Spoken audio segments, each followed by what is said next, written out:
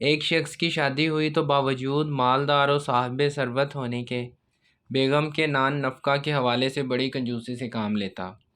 کھانے پینے کے حوالے سے موصوف کو دال کے علاوہ کوئی اور کھانا سوچتا ہی نہیں تھا۔ خود تو دال پر گزارا کرتا، ساتھ میں بیوی کو بھی اسی ایک سالن پر گزارا کرنے پر مجبور کر دیا۔ تنگ آ کر جب کبھی بیوی دال کے علاوہ کچھ اور سبزی گوشت لانے کا کہتی تو جواباً بری طرح ڈانٹ ڈپٹ کر خاموش کروا دیتا اور دال کے فوائد گنوانا شروع کر دیتا۔ ایک دن بیوی اپنے مائکے گئی تو اس کے بھائیوں نے بہن کے اترے چہرے، پھیکی پڑتی رنگت اور نکاحت زدہ جسم کو دیکھ کر اندازہ لگایا کہ بہن خوش نہیں ہے۔ وجہ دریافت کرنے پر پہلے پہل تو بہن نے بات ٹالنا چاہی، مگر بھائیوں کے اصرار پر شوہر کی کنجوسی اور دال کا قصہ سنا ڈالا۔ بھائیوں نے کہا کہ اس کا معاملہ ہم پر چھوڑ دو، بس یہ نیند کی گولی لے جا کر اس کے کھانے میں ڈال دینا۔ بہن نے واپس گھر آ کر شوہر کے لیے اس کی من پسند ڈش دال بنائی اور وہ نیند کی گولی اس کے سالن میں ڈال کر اسے کھلا دی۔ اب شوہر جیسے ہی نیند کی گہری وادیوں میں اترا تو اس عورت کے بھائیوں نے آ کر پہلے اسے کفن میں لپیٹا، پھر اس کی چارپائی ایک اندھیرے تاریک کمرے میں لے گئے۔ جیسے ہی وہ نیند کی وادیوں کی سیر سے واپس آیا تو اپنے آپ کو کفن میں ملفوف پا کر سمجھا کہ شاید اس کی موت ہو چکی ہے۔ اس کے اس گمان کو یقین میں بدلنے کے لیے عورت کے دو بھائی دنیاوی منکر نکیر بن کر حاضر ہوئے اور سوالات کا سلسلہ شروع کیا۔ من ربک کا، تیرا رب کون ہے؟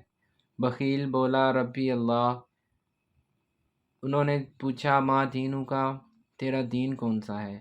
بخیل نے جواب دیا دین الاسلام۔ من رجل الذی بعث فیکم، نبی کون ہے؟ آدمی نے جواب دیا محمد صلی اللہ علیہ وسلم۔ جب ان تین سوالوں کے جواب دے چکا تو ایک چوتھا سوال داغا گیا، دنیا میں کھانا کیا کھاتے تھے؟